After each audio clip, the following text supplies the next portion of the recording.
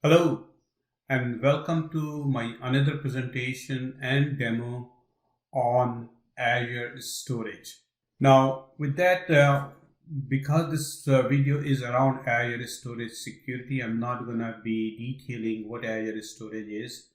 I guess that you guys are already familiar with it, so I'm not going to waste your time into talking about what Azure Storage is. Rather, we will be focusing on Azure Storage security.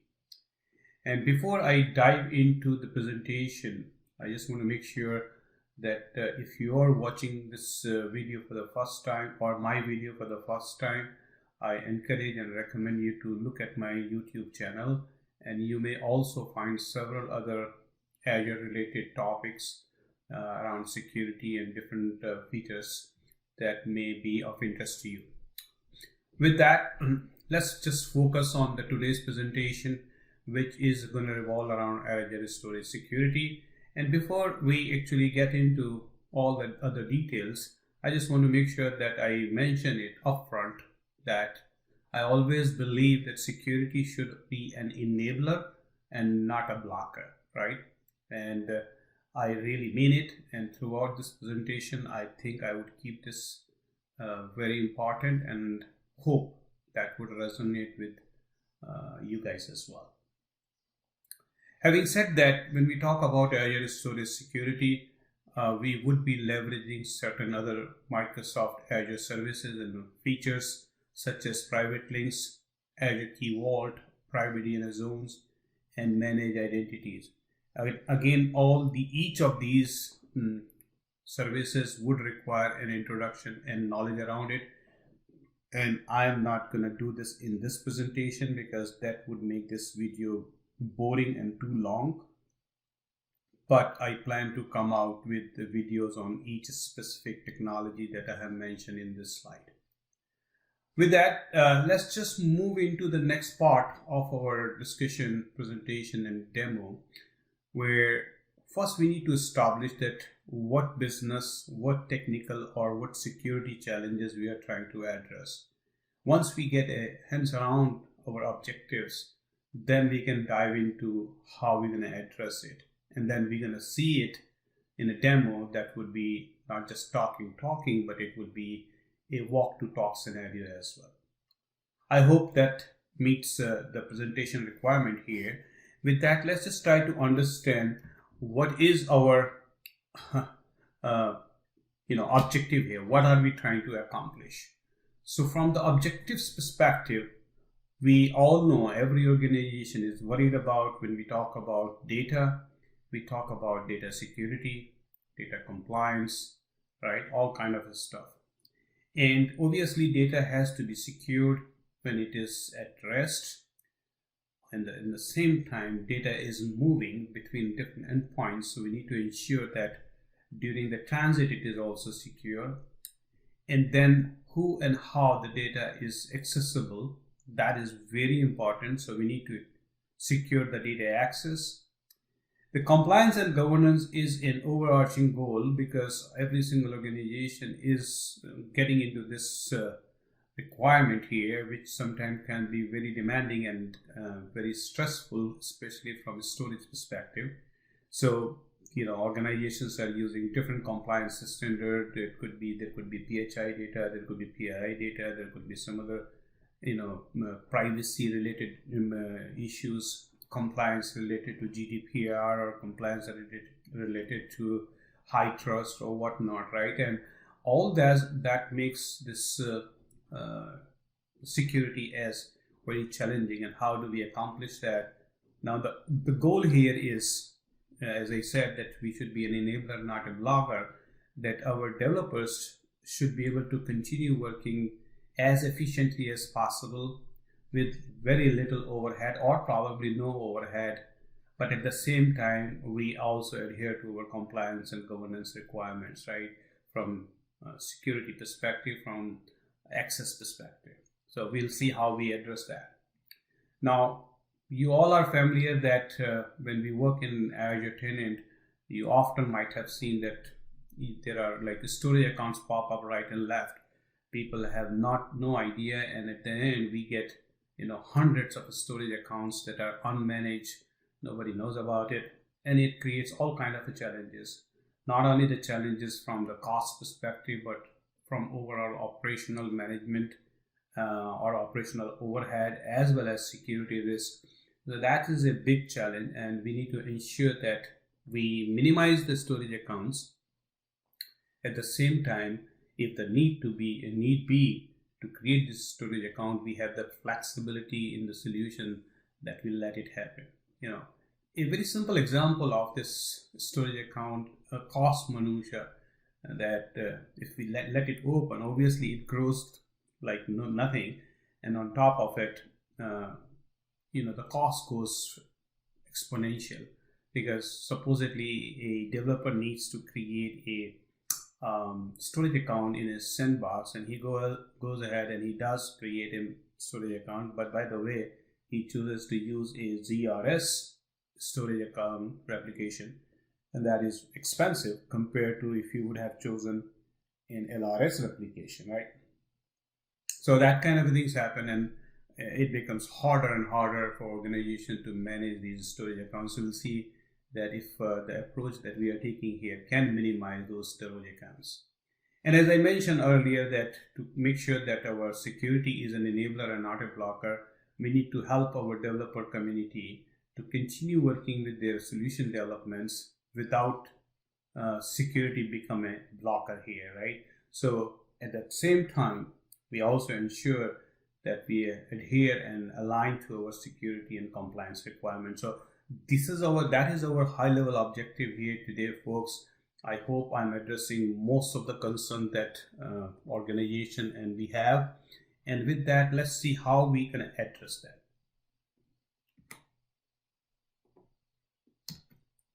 Oops.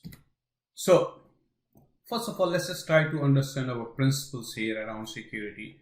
So first of all, sharing and storage account keys is a bad idea, and we should never do that, because as soon as we do that, we give the keys of the kingdom to the person, right? So that's just a rule of thumb in my viewpoint, and let's not do that. Second thing is that we always ensure the secure transfer. Now, secure transfer is interesting, and some of you might already be familiar with, but when we talk about in earlier slide about data security, securing data in transit, this is where it comes into picture. Secure transfer means two things. First of all, it ensures that it would always use HTTPS as a protocol of data transfer. That means data is encrypted while data is traveling. It would not let you use a HTTP route, which is insecure. So we address the one requirement of our security as far as the data in transit. Second part of it, if the organization decides to use Azure file share storage, then it enables the SMB 3.0, which is server message block 3.0, which also allows the encryption. So meeting our requirement for security of data in transit, right? Now remember that if you are using earlier version of SMB, that's not encrypted. So just by turning and checking the box for secure transfer, we ensure one of our key security requirement, right? Now, in addition to that, we should enable the Azure Storage Firewall to limit access to the required VNets only. Obviously, in most cases, you do not want to open it to public. There could be some use cases that I'm not going to say that, but in majority of cases, we just limit it to the required VNets. And these VNets specifically should be for the front-end application, whether they are the web app functions or Kubernetes or whatever, right? We only open it to only those VNets so that we limit the network access to the storage, right? And that goes into our second point of earlier slide, that how do we secure the data access, right? That addresses this challenge here. Now, when we also talked about the security of data at rest, and at that time we also talk about the data encryption, and by default Microsoft Azure always encrypts any data in Azure Storage using Microsoft default Azure Storage encryption keys, right? We could use them, or alternatively organizations can choose to use their own keys. So that allows us, also helps us with the security and encryption when data is at rest. Now coming back down again here, this is important that we do no anonymous access unless and barring some data that has to be exposed to public, right? Which may be a case, but in the majority of scenarios, we do not want, and we do not want to turn anonymous access. This should be a rule of thumb, right? Now, this also goes into our earlier slide where we define our objectives about the data access, secure data access point. Now, this is where it gets a little bit more tricky, right? So when we give the developers the rights to do the stuff and they can read and write data in different storage type, whether it's a blob or a file share or tables or queues, at the same time, when we go to the higher environment where now the production data is sitting there and production data is pouring, where privacy, confidentiality, and compliance comes into picture, having developers the rights is still the rights to go and read the data or access the data is a huge compliance and security challenge. So how do we do that? Primarily, we can manage it through the manage identities only, and we'll see how we do that in the next slide. And we do not, developers have already done their work in the lower tier environment. They have developed the solution. There is no reason now for developers in a production environment to be able to access and read the data, right? That's what we're talking about. And we'll see whether my approach here meets that challenge here. Now, next important is we will be using the shared access storage, the SAS key tokens here, which would be done through the key vault with key rotation, right? And that's important, and we'll see in the next slide. I think I have repeated that again in a greater length. We will be turning on the Azure Storage Advanced Threat Protection. That's no-brainer here, which is included in Microsoft services. That brings a lot of other logging and monitoring capabilities that we could leverage. And the most interesting part is that how do we use this added this RBAC here, right? The RBAC could be done at the resource group, and RBAC can also be done at the Azure Storage account, and we will see how we use it appropriately to meet our business, technical, and security requirements. With that, let's just move into a little bit more detail here. And when we talk about secure storage access, right? This was our key point here earlier. So first thing is that when we use these and provision these resources in Azure, generally it is done on an automated fashion through a Terraform or ARM templates or whatever, right? Now, in that scenario, that particular account has the privileges, probably the highest privileges, because that account also not only is used to provision the resources, but is also used to assign RBAC roles. And in order to assign the RBAC roles, that account has to have the ownership right. Generally, you will see that account is given the ownership right at the subscription level, or sometime at the management group level, right?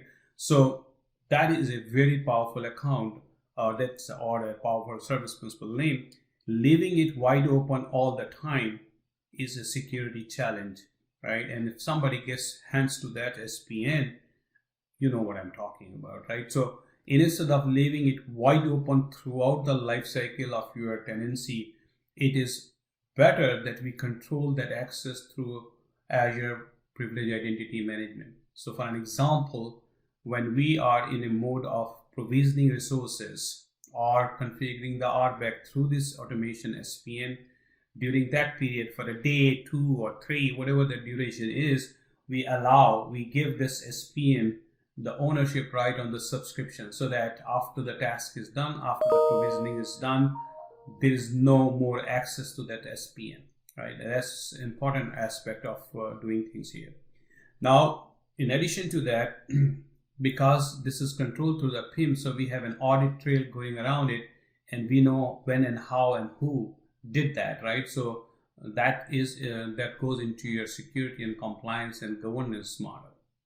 Now, especially when we are coming here for storage, it is to be ensured that developers have the read rights on the storage account resource group.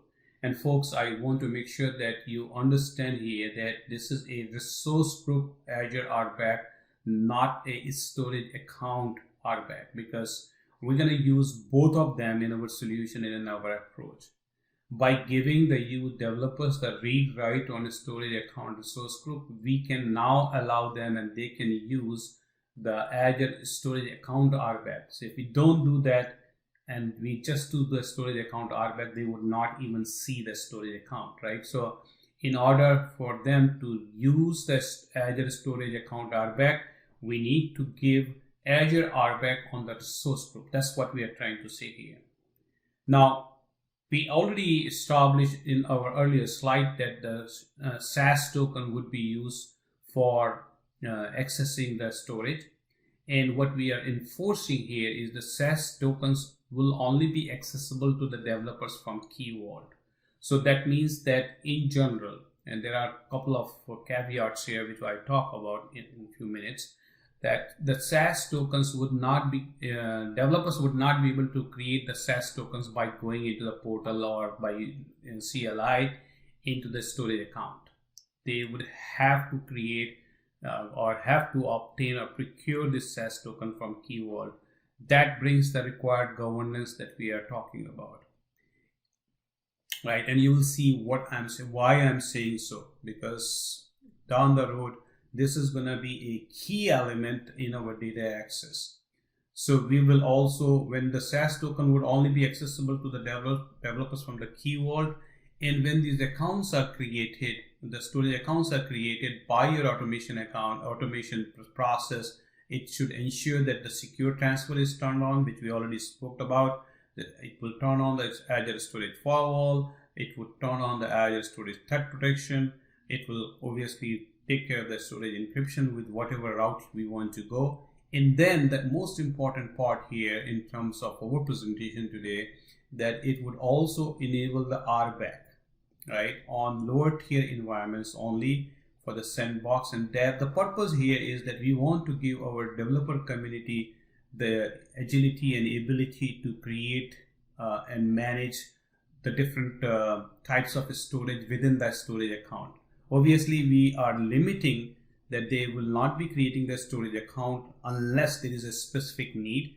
And if the need be, we can give either them or the infrastructure team the rights to the PIM process. But by default, we're not letting anybody create the storage account right now. That's the objective, to minimize the number of storage accounts. But having said that, our developer community should be able to create different blobs and different types of files. If there are needs of different access level, we might give them different storage account for different application. That could be another use case. But because we have that ability to do it through the PIM process, we definitely can manage it, right? So temporarily we allow and create a developer B or developer C or a developer group XYZ. You need to have a separate storage account for your application for different use case. Yes, obviously you can do that. You can give you the rights to create a storage account for that period, and once you do that, you have your RBAC configured, and after that you're good to go, right? So that takes care of that part. But what we're trying to do here is we're trying to minimize the number of storage account, but at the same time we are giving the users or the developers the ability to create their blobs or file shares or tables or queues or whatever the case may be. Now in this scenario, this is getting a little bit more trickier. On the storage account, we can give the developers the contributor right. Now this is in my viewpoint, becomes slightly challenging. And you might have to do that because if you need to use different types of storage, probably this is the best route to do that, right? Because by giving them the contributor rights, they would be able to create the SAS token, which we actually want to avoid, right? So this is an optional thing that contributor, if the reason that I'm saying that you can give them the contributor rights, because the other limitation that I have noticed recently is that the other RBAC roles that are available in Azure for storage, especially for the file shares, by default, the default RBAC roles does not allow you to create the file shares, right? And when I try to customize the role for file share creation, it gives them the rights to create the SAS token. Without giving them the rights to create the SAS token, they cannot create the file shares. That's how I have found, and will be working with Microsoft to figure it out. How could I limit that? And that's where I said, okay, if you need to use different types of storage in the lower tier environment, okay, if you want to create a storage account, SAS token, which is not optimal in my viewpoint, we would give you the rights to the contributor rights on the storage account, not on the resource group. Alternatively, which is a better option in my viewpoint, if the purpose is to only use the blob storage, we can give the developers the storage blob data owner role, right? And that gives them the ability to create the blobs and containers and folders and whatnot, full self-service there. And in that case, they don't get the rights to create the SAS token, which is probably an ideal situation for us, right? So we have both options here. You can also do one more thing. You can also give them the storage blob data owner role, and also there is a file server, there is a file share role called, I think, storage file share data elevated privileges, right? There's a role that I'll show you. You can give them. They would not be able to create the file shares, but once the file shares are created, they can use it. So those are the options that you have to evaluate on a use case basis. And if your requirement is only the blob, then I think the storage blob data owner fits very, very well. On the higher environments like SIT, demo, QA, and prod, we do not, at least I don't plan to give them any RBAC role, because we are controlling the access through the key vault and SAS token. There is no reason. In case the need be, and there may be some use cases, because the environment varies from one organization to another organization and another business case to business case, we can still leverage our PIM process to give them the required access on a time basis, right? That's the objective. Automation SPN provisions storage account work. I think this is a typo here, that bullet should have gone up. Apologies for that. Storage access only through shared access signature, which is what we have talked earlier. And we are also doing this storage key rotations in the key vault. So pretty much what we will be doing is, and again guys, this key vault and storage, this is not available in GUI. This is all going to be done through CLI, which is what we're going to see in our demo shortly. Now, the key point that needs to be understood here, that storage to access is controlled via key vault access policy. So let's just try to understand what does that really mean. In order to access the storage, you need to get a SAS token, right? That's what we established. And the SAS token is not, you cannot create the SAS token if you follow the discussion earlier, you cannot create the SAS token as a developer, unless you have the contributor rights on the storage account. If you are just storage blob data owner, so you're not creating any SAS token. That means as a part of our automation process, we have already created the required SAS token for the specific time period in the key vault. And now in order to access storage, you or someone has to pull that SAS token from the key vault. So if we do not allow access to the key vault, you pretty much don't get any access to the storage, right? So in order to get to the storage, first you need to have access to the key vault. And once you have the access to the key vault, you can pull the storage SAS token. You use the SAS token to do the work that you want to do in the storage. So that's how key vault becomes a critical element in this, secure data access to your storage, right? And as I mentioned, storage access is controlled via key vault policy. The lower tier environments, the developers are given and allowed access to the access policy to get the SaaS token. But in a higher environment, this is being done through the managed identities. I think I'm missing that bullet point here. I'll fix it. But this is what the differentiator is. In a higher environment, developers would not be given access to access policies on the key vault. So they even have accounts, they cannot get the SaaS token. And because they cannot get the SaaS token, they cannot access the data in production environment or a higher environment. That is being by managed identity, which your application or whatever that application, it is a Kubernetes or web app or function, whatever the case may be, that particular code would use the managed identity to access the shared access token or shared access services token from the key vault. And that's how we plan to do that, right? So I hope it's a little complicated, but I think in my viewpoint is pretty straightforward, right? Because you are controlling your access to storage through key vault. Unless you have the access to the key vault, you can't get the SaaS token. And if you can't get the SaaS token, then you can't get access to the storage. Pretty simple, right? That's our thought process here. In a lower tier environment, we give access to the developers to the key vault, but in a higher environment, we don't give access to the developers to the key vault, so they can't even access the shared access services. So that's the overarching proposition here in our presentation today. Let's see how we can do it in our demo, right? So ready for an action here, guys? Let's just move into the demo now. All right, folks, so I have my Azure portal open in front of you. I'm showing you a few resource groups here, right? There's something special to these resource groups. I just want to take a brief moment to mention about what these resource groups are and why they are special. So the way I have configured these, if you see especially these resource groups starting with POL test, these are the resource group that I have, I'm controlling it with Azure policies.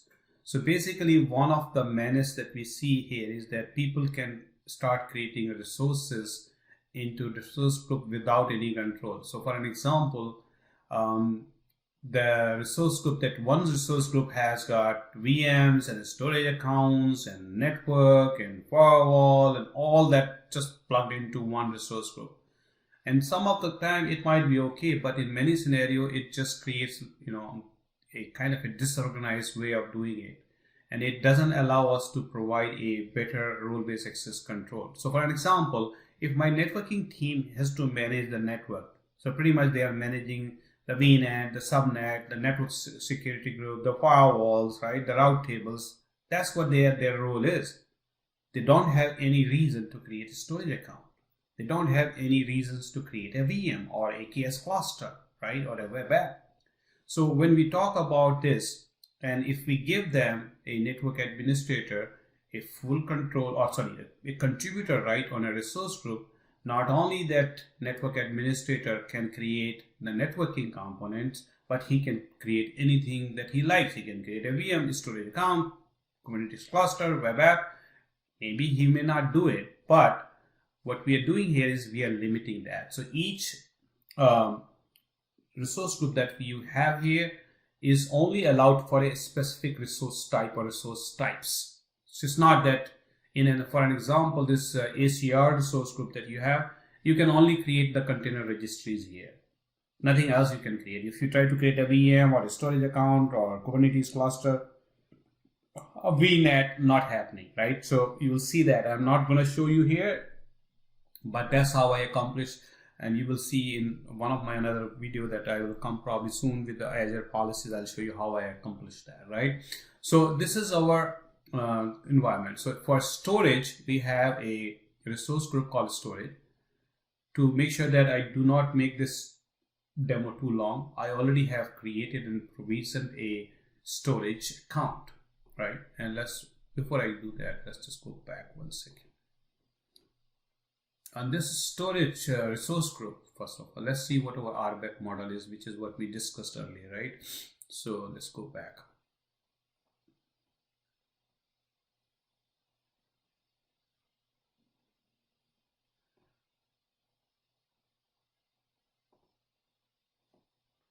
So when we go to the IAM here, on the resource group, right? And I have created one Azure Active Directory group called as a dev STG test, I guess. Let's see. And this is the dev STG test, which has got one member into that, which is what we will be using for our testing purposes and demo purposes. So what we have done, what role he has. As I mentioned, that he should, or the developer should have the read rights on the resource group so that they can see the storage account. Otherwise, they would not even see the storage account. Make sense? Okay, good. Now we go to the storage.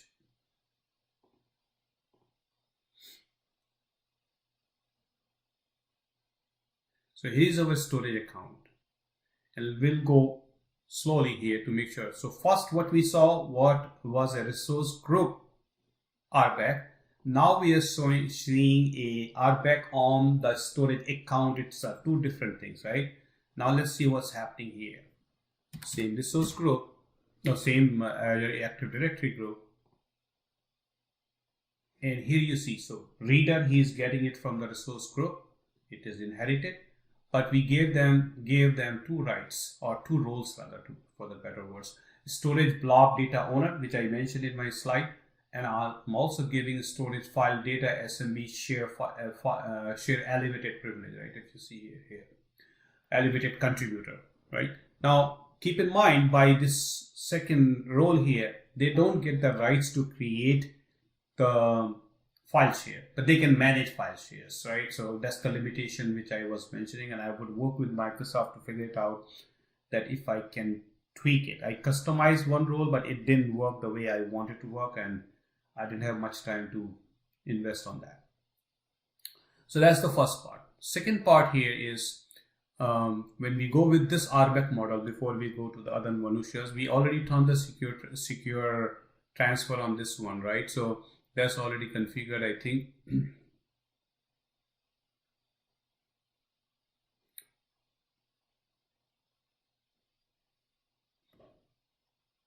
Okay, so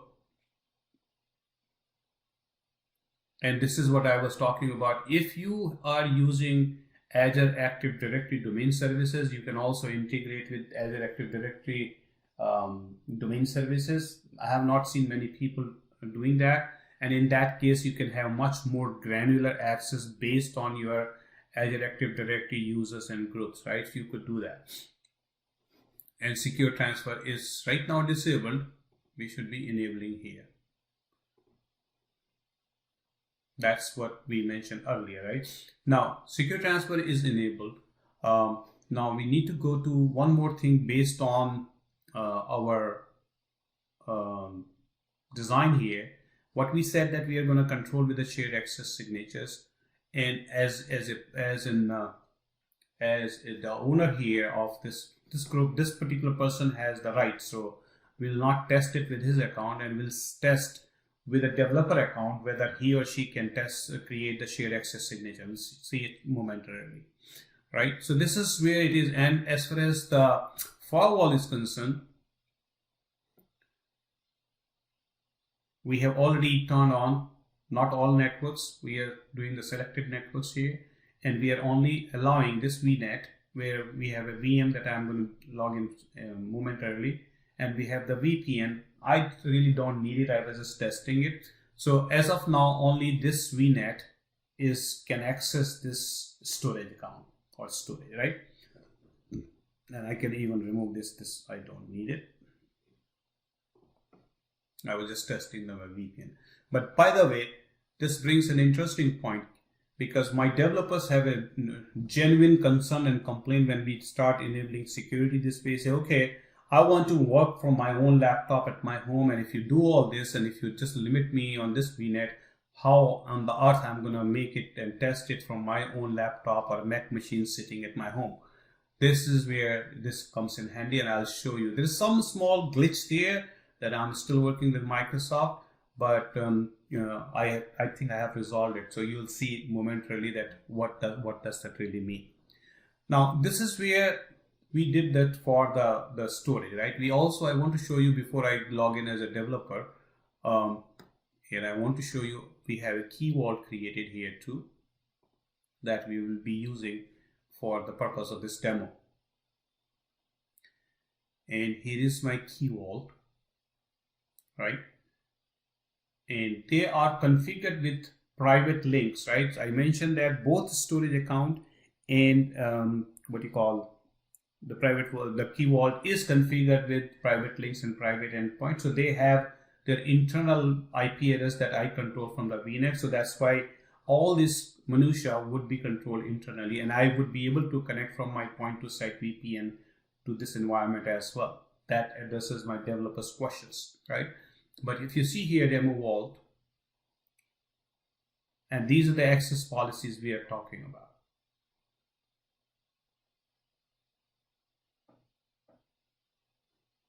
Right?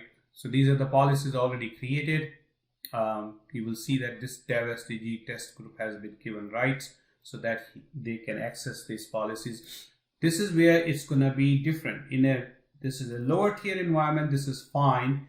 In a higher tier environment, this would be changed and developer groups would not have access to this access policy, and only the managed identities would be changed. So this would be changed from developers to the managed identities in a higher tier environment to allow a secure access to your data where developers would not have access to the data, right? In production environment. That's the key point. So this is where it is. Okay, now let's go to a VM which is inside the Paul VNet. So this is a window, this is running in Azure, and this is where I'm connected. Let me just show you. This is the IP address is already showing you 172.29.0.4, which is a VM inside this Paul VNet, which we have allowed to store it in firewall. Let's try to go and log in as a developer.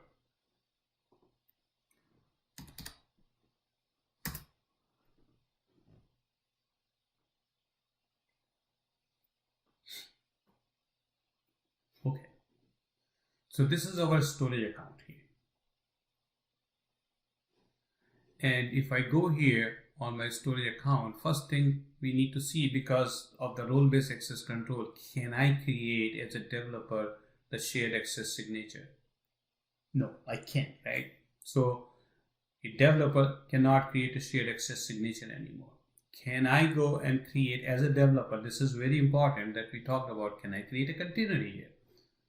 And let's cross it here. Call it as a demo. Oh yes, I can create it, right? And even in the GUI interface, and we'll see slowly with the Storage Explorer, can I upload a file here?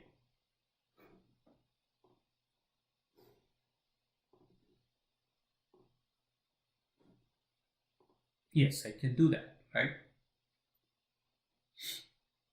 So this is showing that as a developer, I have access, but I cannot create the storage shared access signature. I can create my blobs, I can create my files, I can do everything else, right? And then we'll see how we do it programmatically from the key vault perspective. Now, and obviously in the higher tier environment, they would not have access because we would not give them any rights here, right? They would not have any rights that we talked about, the RBAC on the storage account, so they can do it in production environment. Now, file shares, they would not be able to create file shares with the current role-based access control that we have unless Microsoft tells me and fixes this issue. It will not be able to create a new file share here. But it can use the existing file shares, right? It failed it as I expected. But you can obviously upload the file and all that, right? So that's it has to do the shared access signature because it doesn't have the shared access signature. That's why it's not doing it. I'll show you momentarily when we create a share here. So that's where the limitation, that's where our RBAC model and security is coming, and it is only accessible from this VNet, which I will demonstrate to you once I get out of this scenario here, and then we will see whether we can do that or not here, right? So if I go here, by the way, with the Azure Storage Explorer and I use a SAS token, we will be able to do that. Let's not do it here. And I also want to show you, because I'm connected to my point to site VPN to my Azure tenant right here, DSVPN VNet. I can pretty much do it from here too, right? So if I go to Storage Explorer,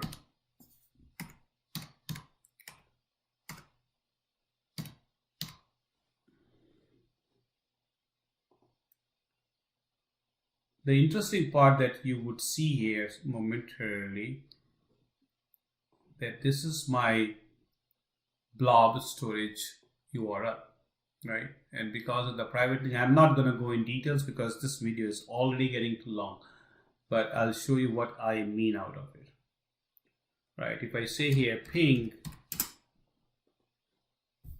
this is a URL for storage, right?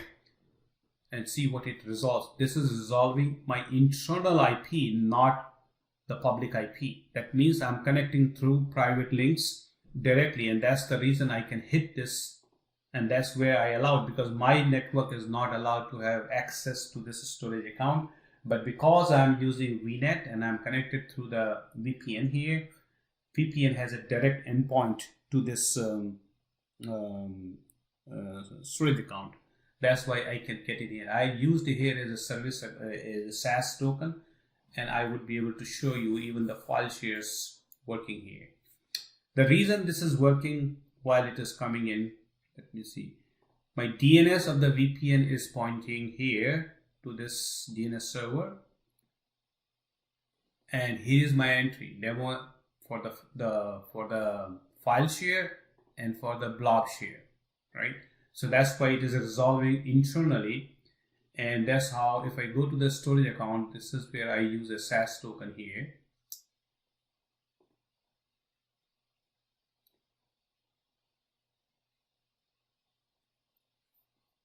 And I can see my blob, and I'm connected to, and this is my laptop, which is connected to the point to site VPN, and I can see, because I'm using a SaaS token here, I can even upload a file here.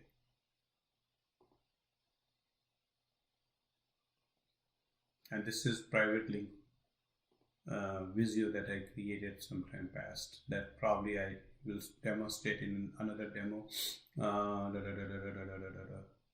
Put something small one. Let's just split DNS.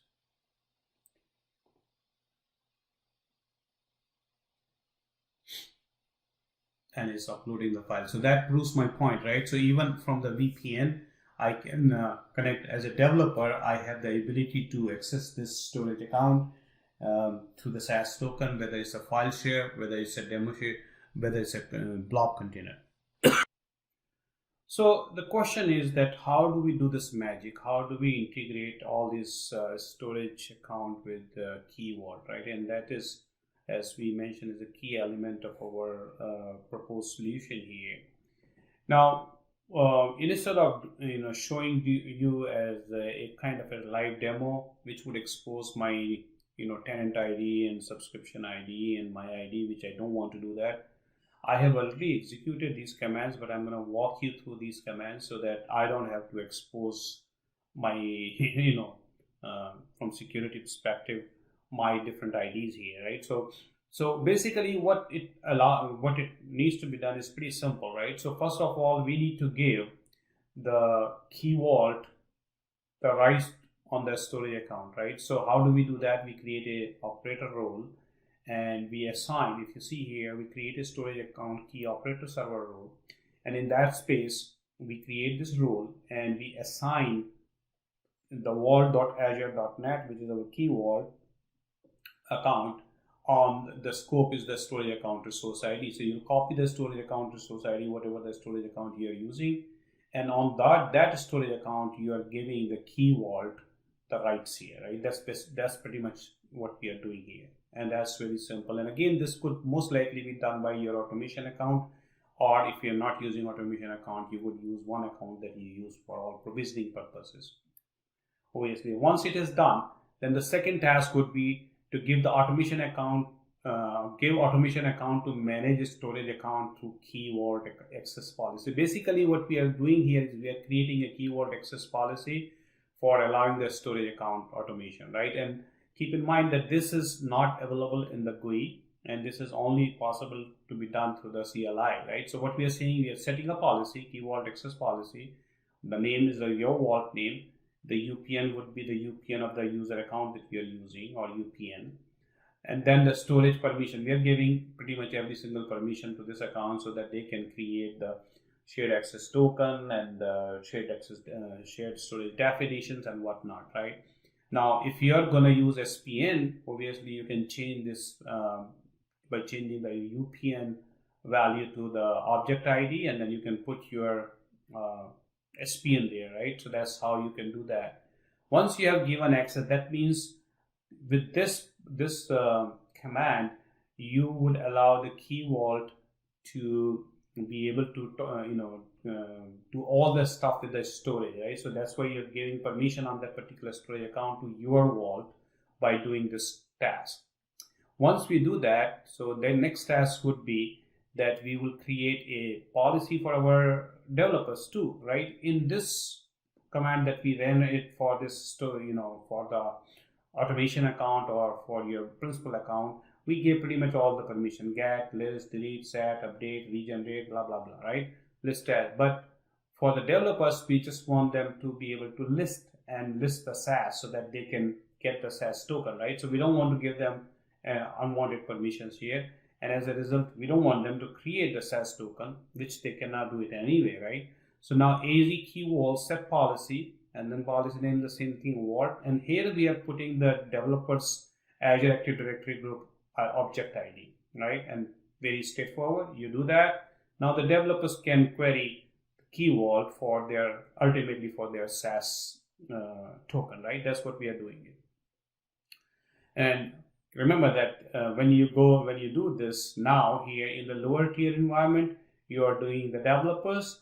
In the upper tier environment or higher environments, you would be doing the managed identity. That's how we control the access to the secure access to your data, right? That's what we already talked about. Now we will create a key vault managed storage account. Basically, what you're allowing key vault to get the storage account keys pulled into the key vault so that it can create the SaaS token. That's pretty much what we are doing. And at this time, we also do the key regeneration and rotation here, which is important. That adds the additional security layer so that your keys are not exposed for a longer duration. And it's very straightforward command: AZ key vault storage, add vault name, your vault name, your storage account name, and you can define what is the rotation period. We did the 90 days here, and then you will pull the resource ID of the storage account from your Azure Active Directory, right? So this is straightforward. Now, once you got the storage, not from Azure Active Directory, from Azure Resource Manager, basically, right? You will get the storage account resource ID. Then we create a shared signature token, right? A shared access as SaaS token, which is what is a very simple command here, and we can set the expiry here. Now, this is important to understand. From based on your development timelines and cycle, you will define it, the exact date and time. Obviously, you can create as many time as you want, but this is where you specify the timeline for the SaaS token. And you see the permissions we are giving here: read, write, and list.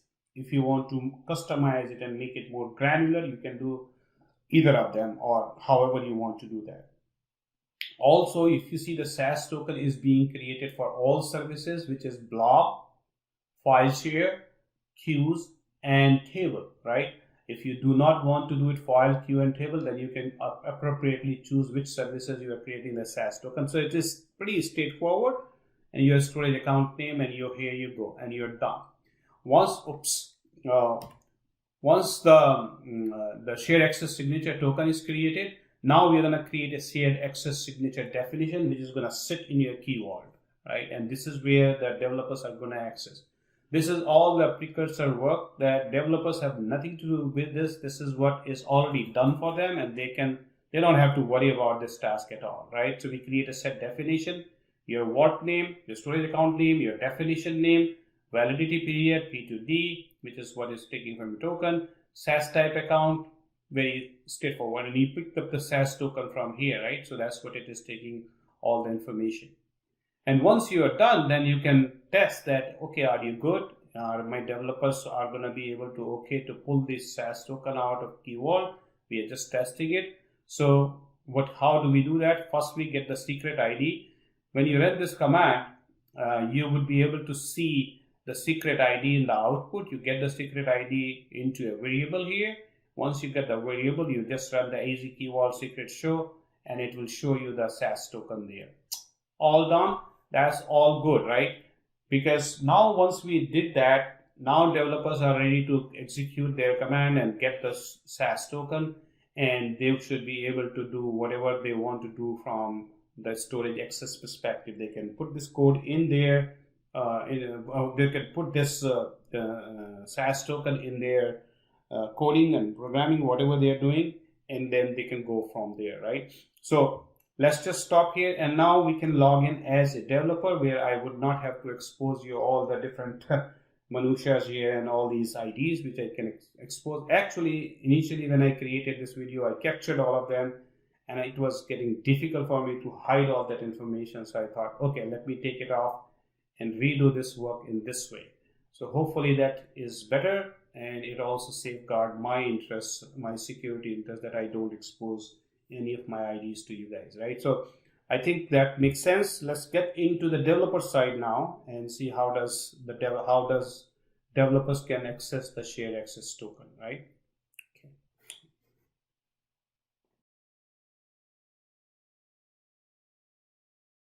Okay. Account here, not as an admin here, which we have given rights there to the access policies on the key vault. And what he did is that he ran these commands. He got the SAS definition list, he got the secret ID, and then he queried the secret ID, and he was able to get the SAS token, right? That's the value of the SAS token. So if I copy this SAS value token here, and I can create a URL, and I should be able to access the storage very easily, right? So let's do that. So here's my container URL, which is this guy here. I copied it here on my notepad, and I have my SAS token that I captured it here, right? So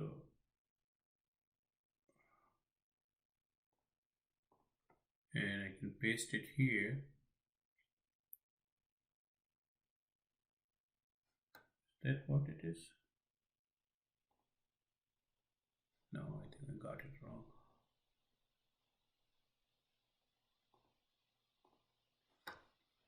Let me capture it back again.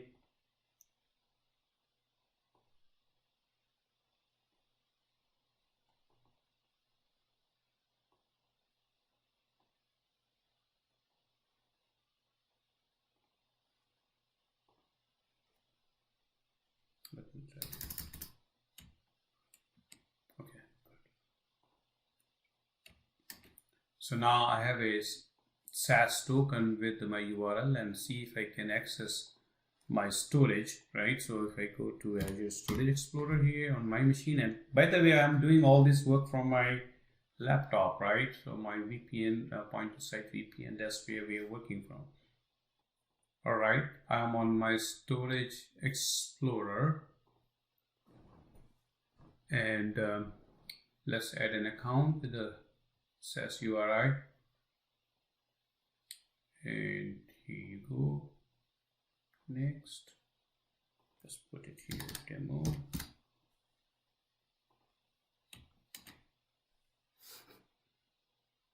Next.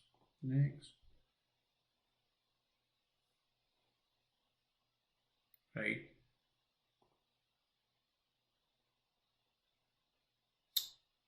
And we can see all of our block containers. We can upload the data.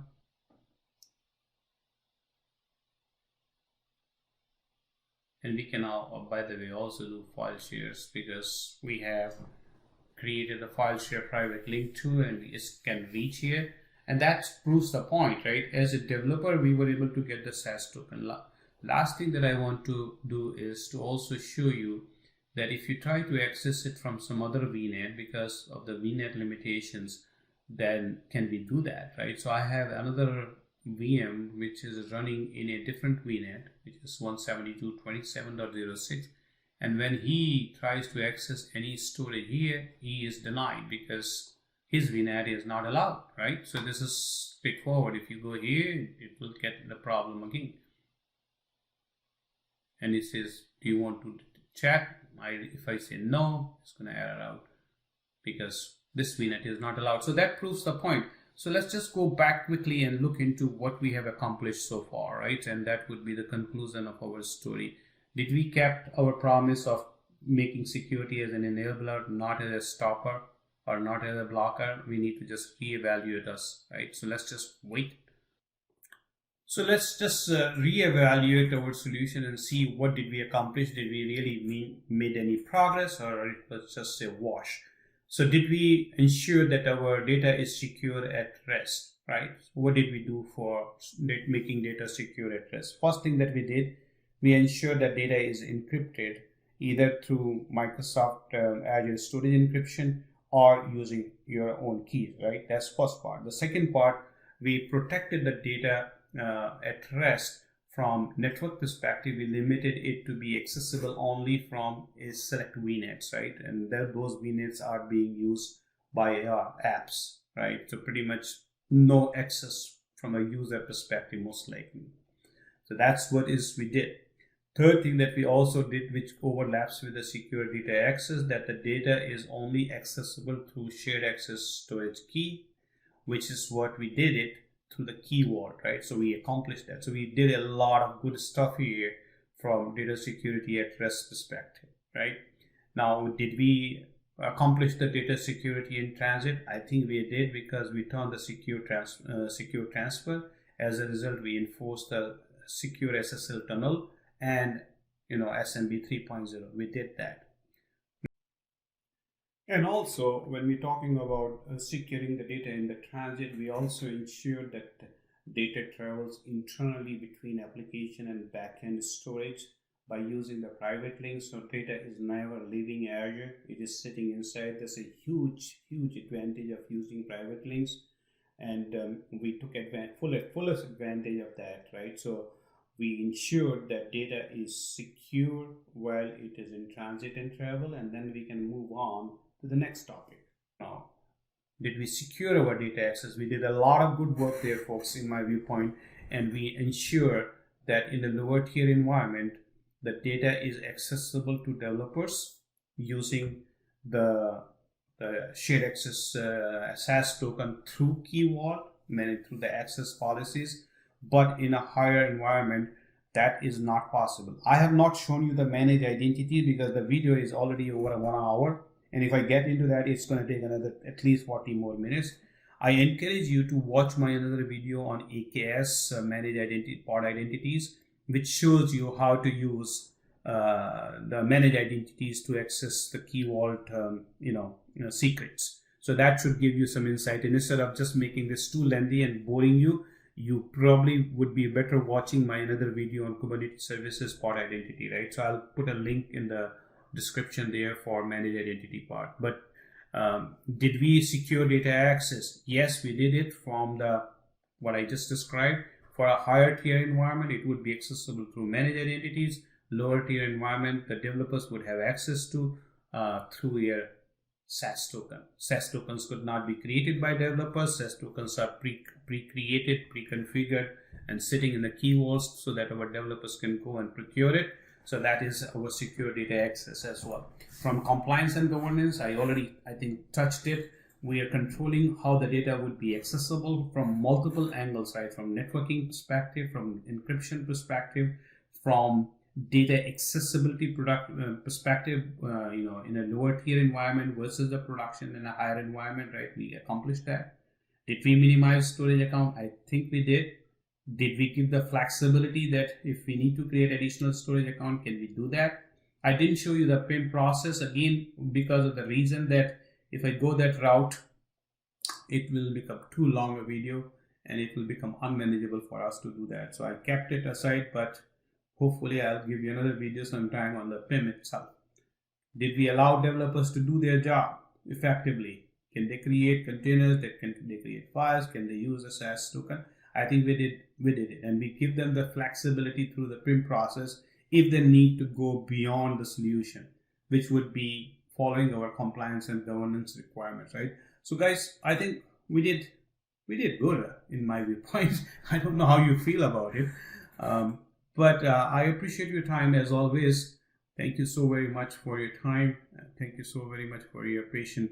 Watching my videos are very long generally because I put a lot of effort into that. Hopefully it was good. Hopefully you like it, and if you like it, please share the word. And as I mentioned, there are a lot of other videos on my YouTube channel. Thank you again. Have best of your rest of your day or night, whatever it is, and we'll talk soon. Bye bye.